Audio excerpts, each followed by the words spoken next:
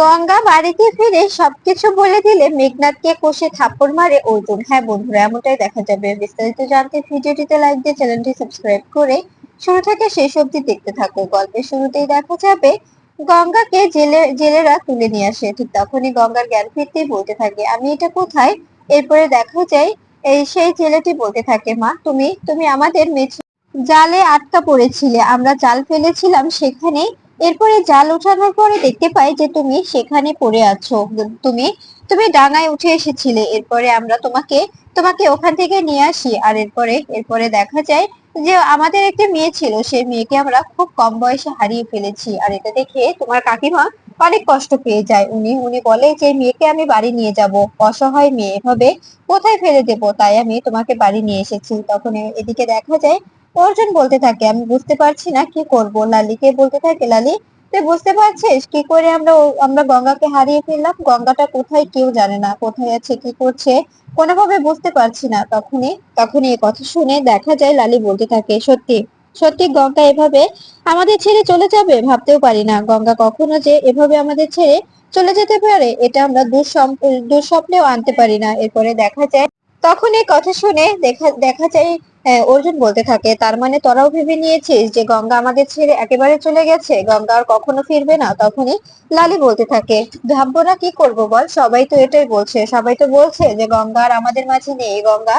গঙ্গা আমাদের ছেড়ে চলে গেছে। তখন অর্জুন বলতে থাকে, হ্যাঁ আমি আমি বুঝতে পারছি, কিন্তু কিন্তু গঙ্গা এত সহজে চলে যেতে পারে না। তখনই উদয়ন বলতে থাকে, অর্জুন পাগলামো করিস না। এরপরে সিন্ধুজা এসে বলতে থাকে, অর্জুন তুমি তো অনেক চেষ্টা করলে, কিন্তু কোনোভাবেই তো গঙ্গাকে খুঁজে পেলে না। এবার এবার না হয় তোমাকে আমার কথাটাই শুনতে হবে। আমি ঠাকুর মশাইকে ফোন করেছিলাম, ঠাকুর মশাই বলেছে যে ও গঙ্গা গঙ্গা যেভাবে মৃত্যুবরণ করেছে ওকে এভাবে রাখাটা ঠিক হবে না, তাই আমাদের খুব শীঘ্রই শ্রাদ্ধের অনুষ্ঠানটা শেষ করতে হবে। তাই আমি কালকে কালকে ডিসিশন নিয়েছি যে শ্রাদ্ধের অনুষ্ঠানটা শেষ করব। এই কথা শুনে অর্জুন অবাক হয়ে যায়। অর্জুন বলতে থাকে, এসব কি বলছো মা? তুমি তুমি ভেবেচিন্তে কথা বলছো? যদি গঙ্গা বেঁচে থাকে তবে জীবিত মানুষের কি কখনো শ্রাদ্ধ হয়? এ কথা শুনে সিন্ধুজা বলতে থাকে, হ্যাঁ হ্যাঁ, যদি গঙ্গা বেঁচে থাকে তবে তো শ্রাদ্ধ হতো না, তাই না? কিন্তু গঙ্গা বেঁচে নেই, যদি বেঁচে থাকতো তবে অবশ্যই আমরা জানতে পারতাম গঙ্গা কোথায়। বলো, সবাই তো বলেছে যদি যদি এই যে এবার এবার থেকে মেছে গঙ্গা থেকে কেউ ভেসে যায় তবে ওই মেছে বস্তিতে গিয়ে উঠতে হবে। কিন্তু কিন্তু ওখানে তো তুমি তন্ন তন্ন করে খুঁজে এসেছো, ওখানে তো তুমি কিছুতেই পাওনি। তখনই অহনা বলতে থাকে, প্লিজ অর্জুন, এবার এবার একটু নিজের ভুলটা বুঝতে শেখো। তুমি তুমি গঙ্গাকে নিয়ে এতটা উত্তেজিত হলো না, এতটা ভেবো না। গঙ্গা গঙ্গা নেই, গঙ্গা যদি থাকতো তবে অবশ্যই গঙ্গা আসতো। গঙ্গা গঙ্গা অবশ্যই তোমার কাছে ছুটে আসতো, আমাদের বাড়িতে অবশ্যই ছুটে আসতো। তখনই অর্জুন বলতে থাকে, প্লিজ অহনা, তুমি গঙ্গাকে নিয়ে কিচ্ছু বলবে না, আমি তোমার মুখে গঙ্গার হয়ে কোনো কোনো সমালোচনা শুনতে চাই না। তখনই অহনা বলতে থাকে, তুমি তুমি আমার সঙ্গে এভাবে কথা বলতে পারো না অর্জুন, তুমি আমার সঙ্গে এভাবে কেন কথা বলছো বলো? তখনই অর্জুন বলতে থাকে, কেন? আমি আমি কি কোনো খারাপ কথা বলেছি? আমি তো সত্যি যেটা সেটাই বলেছি। তুমি তুমি গঙ্গার বিরুদ্ধে এরকম কোনো কথা বলতে পারো না। গঙ্গা যদি বেঁচে থাকে তবে তবে তখন গঙ্গা এসে যদি জানতে পারে যে ওর শ্রাদ্ধ করা হয়েছে, তখন ওকে কি জবাব দেবে তোমরা বলো? কি জবাব দেবে তোমরা? তখনই অহনা বলতে থাকে, বা অর্জুন, তুমি তুমি যতই চেষ্টা করো গঙ্গাকে ফিরিয়ে আনতে পারবে না। গঙ্গা গঙ্গা তো নেই, গঙ্গাকে তুমি কি করে ফিরিয়ে আনবে? এরপরে উদয়ন বলতে থাকে, সত্যি তো অহনা, তোমরা কেন এতটা বাড়াবাড়ি করছো বলো তো?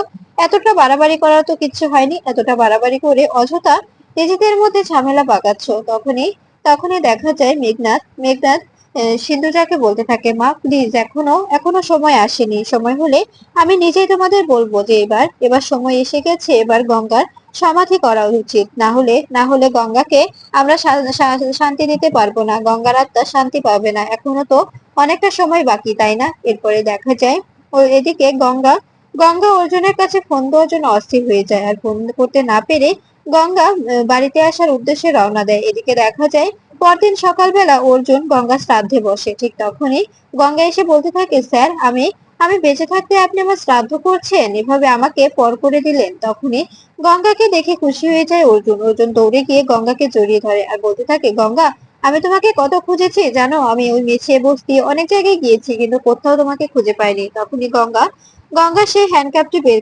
করে বলতে থাকে, এই দেখুন, এটাই এটাই আমাকে শেষ করে দিয়েছে, এটাই সবকিছুর মূলে, এটাই এটাই আমাকে এটার দ্বারা আমাকে মেরে ফেলতে চেয়েছিল, কিন্তু ভাগ্যক্রমে আমি বেঁচে যাই। এটা দেখে অবাক হয়ে যায় অর্জুন। অর্জুন বলতে থাকে, এটা এটা তোমার কাছে কি করে গঙ্গা? এটা তো পুলিশের কাছে থাকা দরকার। এটা এটা তুমি কোথা থেকে পেলে? তখনই গঙ্গা বলতে থাকে, সেটাই তো আমি জানতে চাই। এই জিনিসটা আমার পায়ে কে পরিয়ে দিয়েছিল? জলের মধ্যে যখন আমি নেমে যাই, তখন প্রথম 2 রাউন্ডে কোনোভাবে আমাকে কেউ ধরতে পারেনি। আমি সবার আগে আগে রাউন্ড গুলো ক্লিয়ার করেছিলাম। যখনই শেষের রাউন্ড আসে, তখনই কেউ একজন আমার পায়ে এই বেড়িটা বেঁধে দেয়। তখনই আমি নিচ দিকে তলিয়ে যেতে থাকি। এরপরে কোনোভাবে বেড়িটা আমি খুলে নিই। তখনই আমি ভেসে যাই। আর আমি আমি নিজেকে কন্ট্রোল করতে পারি না। এটা দেখে অবাক হয়ে যায় অর্জুন। অর্জুনকে মেঘনাথকে বলতে থাকে, মেঘনাথ এসব কি? এটা এটা কি করে সম্ভব? আমাদের এই পুলিশের হ্যান্ডকাপটা এভাবে গঙ্গার পায়ে কি করে গেল? তখনই মেঘনাথ ভয় পেয়ে যায়। এরপরে অর্জুন অর্জুন বলতে থাকে, আমি তোকে শুনেছিলাম যে করে হোক গঙ্গার ডেড বডিটা তোর চাই। তবে তবে কি মেঘনাথ, আমি যেটা ভাবছি সেটাই সত্যি? তখনই মেঘনাথ চুপ হয়ে যায়। এরপরে অর্জুনকে মেঘনাথকে জোরে থাপ্পড় মারে। আর জেঠুমনি বলতে থাকে, ওকে মার অর্জুন, ওকে মার। ও আর মানুষ নেই। যদি মানুষ থাকতো তবে এভাবে একটি মেয়েকে শেষ করে দেওয়ার পরিকল্পনা করতে পারতো না। এই কথা শুনে মেঘনাথ বলতে থাকে, জেঠুমনি তুমি কিন্তু আমার কথা না শুনে এমনটা করছো। আমার কথা শোনো। তখনই সিন্ধুজা বলতে থাকে, আচ্ছা কি হয়েছে? তোমরা এরকম করে কেন ঝামেলা করছো? এরকম করে ঝামেলা করার কি আছে বলো তো? তখনই দেখা যায় সিন্ধুজা বলে ওঠে, আমি বুঝতে পারছি না, এভাবে এভাবে ছেলেটাকে কেন ব্লেম করা হচ্ছে? ও যে এসবের সঙ্গে যুক্ত, তোমরা কি করে জানলে? কি করে বা জানলে? আর ওই মেয়েটা কি কোনোভাবে প্রমাণ দিতে পেরেছে বলো? তখনই অর্জুন বলতে থাকে, তুমি তুমি এখনো কি প্রমাণ চাও? মা, কি প্রমাণ লাগবে তোমার? তুমি বুঝতে পারছো না যে আমি নিজের কানে শুনেছি ওকে কারোর সঙ্গে কথা বলতে, যাতে করে গঙ্গার লাশটা ওর কাছে পৌঁছে দেওয়া হয়। আর আর এখন দেখছি যে পুলিশের হ্যান্ডকাপ গঙ্গার পায়ে বেঁধে দেওয়া হয়েছিল। তার মানে কি দাঁড়াচ্ছে বলতো? তখনই মেঘনাথ বলতে থাকে, আসলে আমার মা নয়তো, আমার কেউ নেই, তাই তো আমাকে সবাই সবসময় অপবাদ দিতেই ভালোবাসে। এ কথা শুনে দেখা যায় তখনই অর্জুন বলতে থাকে, অনেক হয়েছে, অনেক ন্যাকামো করেছিস মেঘনাথ, আর ন্যাকামো করিস না। তোর ন্যাকামো দেখে আমি তোকে অনেক অনেক শুধরে দিয়েছি, অনেক আগলে রেখেছি। তুই যে কোন ধরনের ছেলে সেটা আমি খুব ভালো করে জানি, কিন্তু আজকে আজকে তুই যেটা করেছিস সেটা একদম সীমা লঙ্ঘন করে গেছে। তাই আমি এটা করতে বাধ্য হচ্ছি, তোকে আমি শাসাতে বাধ্য হচ্ছি। একটা কথা মাথায় রাখবি, কখনো কখনো কাউকে দুর্বল ভাববি না। তুই ভেবেছিলি গঙ্গাকে মেরে ফেলবি, দেখ গঙ্গা কিন্তু ঠিকই উঠে এসেছে। এরপরে দেখা যায় এই কথা শুনে মেঘনাথ বলতে থাকে, তুই আমাকে ভুল বুঝছিস। আমি কেন গঙ্গাকে মারতে চাইবো বল? গঙ্গার সঙ্গে আমার কি শত্রুতা? তখনই দেখা যায় জেঠুমনি বলতে থাকে, আচ্ছা মেঘনাথ, বুঝলাম তুমি গঙ্গাকে কোনোভাবেই ক্ষতি করতে চাওনি, কিন্তু এই হ্যান্ডকাপটা তো তোমার কাছে আর আর অর্জুনের কাছে ছাড়া কারো কাছে থাকার কথা নয়। তোমাদের দুই দুই টিমের কাছে থাকা দরকার। তোমাদের দুই টিমের যে কারো কাছে থাকতে পারে। তখন এই কথা শুনে দেখা যায় তখনই মেঘনাথ বলতে থাকে, আমি তবে কি করে বলবো জেঠু? এটা তো সবার কাছে থাকতে পারে, তাই না? আমাদের ডিপার্টমেন্টে কেউ যদি বেইমানি করে এমনটা করে থাকে, তবে আমি কি করে তাকে সামাল দেবো? আমাকে কেন তোমরা ভুল বুঝছো? আমি সত্যি বলছি, আমি এসবের কিচ্ছু জানি না। এরপরে দেখা যায় তখনই গঙ্গা বলতে থাকে, কিচ্ছু জানেন না? সত্যি কিচ্ছু জানেন না? আপনি আমার সঙ্গে যে অসভ্যতামো করেছেন সবটা বলবো? সবটা বললে কিন্তু একদম শেষ হয়ে যাবে, আপনার লাইফটা শেষ হয়ে যাবে। জেঠুমনি কিন্তু আপনাকে আপনাকে উচিত শিক্ষা দেবে, কথাটা মাথায় রাখবেন। তখনই মেঘনাথ বলতে থাকে, এই গঙ্গা, তুমি কি বলতে চাইছো বলো তো? এরপরে অহনা বলতে থাকে, সত্যি গঙ্গা, তুমি এভাবে মেঘনাথদাকে অপমান করতে পারো না। আর অর্জুন তোমার সামনে দাঁড়িয়ে দাঁড়িয়ে এই মেয়েটা ওকে অপমান করছে, অপদস্থ করছে, আর তুমি সেটা দাঁড়িয়ে দাঁড়িয়ে দেখছো? তোমার লজ্জা করছে না?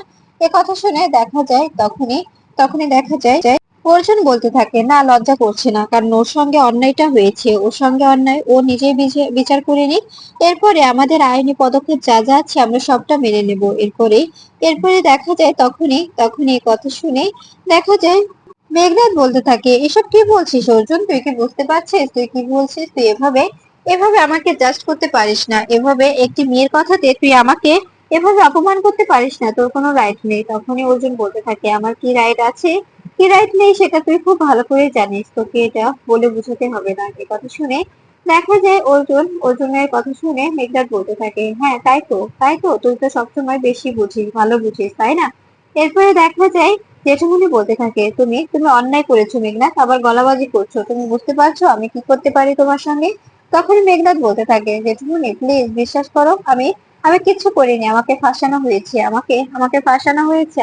আমি এসবের কিচ্ছু জানিনি। গঙ্গা যে এখানে এসেছে, গঙ্গার কাছে কি কোনো প্রমাণ আছে? যদি ওর কাছে প্রমাণ থাকতো তবে অবশ্যই আমি নিজেকে আত্মসমর্পণ করতাম। আর আমি তো কিছু করিনি, তবে কি প্রমাণ থাকবে বলতো? এরপরে দেখা যায় এ কথা গঙ্গা বলতে থাকে, আপনার অন্যায়ের কথাগুলো যদি বলতে থাকা যায় এখানে শেষ হবে না, তাই চাইছি না যে আপনার আপনার অন্যায়ের খাতাটা তুলে ধরতে। এখন যদি চুপচাপ থাকেন তবে সেটা আপনার জন্য মঙ্গল। এরপরে দেখা যায় পিয়ালি দৌড়ে আসে আর বলতে থাকে, গঙ্গা তুই ফিরেছিস? জানিস তুই না থাকায় আমার কতটা কষ্ট হচ্ছিল, বাড়িটা কেমন ফাঁকা ফাঁকা হয়ে আসছিল।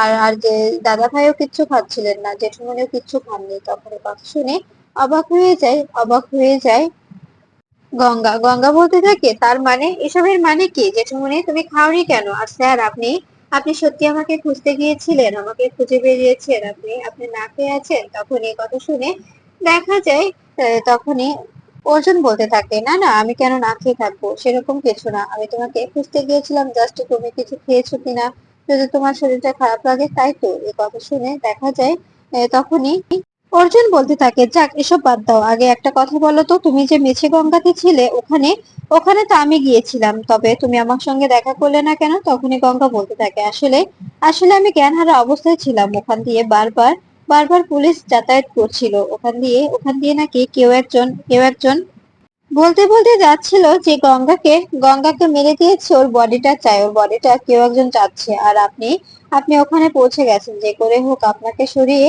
ও আমাকে আমাকে ওখান থেকে তুলে নিয়ে যাবে আর ওদের বসের হাতে তুলে দেবে। তাই তাই ওই কাকুমা গুলো বুদ্ধি করে আমাকে লুকিয়ে রেখেছিল, আপনাকে বসতে দেননি। বিশ্বাস করুন, আপনাকে কোনোভাবে বসতে দেননি। তখন এই কথা শুনে দেখা যায় অবাক হয়ে যায় অর্জুন বলতে থাকে, এসব কি বলছো তুমি গঙ্গা? এসবের মানে কি? তখনই গঙ্গা বলতে থাকে, হ্যাঁ একদম ঠিক বলছি, আমি যা বলছি একদম ঠিক বলছি, সবকিছুই মিলেমিশে মোটামুটি চলে যাচ্ছে। এরপরে দেখা যায় অর্জুন অর্জুন বলতে থাকে, গঙ্গা তুমি নিজের ঘরে গিয়ে বিশ্রাম নাও, আমি আসছি। এরপরে গঙ্গা বলতে থাকে, ঠিক আছে স্যার, আমি আমি যাচ্ছি। এই বলেই গঙ্গা উঠে যায়। তখনই দেখা যায় মেঘনাথকে বলতে থাকে অর্জুন, মেঘনাথ সত্যি করে বল, সেদিন সেদিন কে বা কারা গঙ্গাকে নিয়ে গিয়েছিল? কি হয়েছিল? গঙ্গা গঙ্গা এত সহজে একা একা জলে পড়ে যাওয়ার মেয়ে নয়। গঙ্গাকে অবশ্যই কেউ একজন শাসিয়ে ওখানে পাঠিয়েছিল, কিন্তু কে সেটা সেটা সত্যি করে বের কর। এরপরে দেখা যায় তখন মেঘনাথ বলতে থাকে, তুই আমাকে জেরা করছিস ভাই, তুই ভুলে যাচ্ছিস যে আমি কে? তুই একটি বাইরের মেয়ের কথায় তুই তোর ভাইকে এভাবে চার্জ করছিস। তখন এই কথা শুনে দেখা যায় অর্জুন বলতে থাকে, হ্যাঁ আমি আমার ভাইকে চার্জ করছি, আর আমার ভাই যদি আমাকে হেল্প করে তার থেকে বেশি খুশি হব আমি। এই কথা শুনে দেখা যায় তখনই মেঘনাথ বলতে থাকে, মনে মনে বলতে থাকে যে নিজে নিজে একে তাই গঙ্গার কথায় সবকিছু করছিস, গঙ্গা যেটা বলছে সেটাই করছিস, আর এখানে এসে আবার ন্যাকামো শুরু করে দিয়েছিস।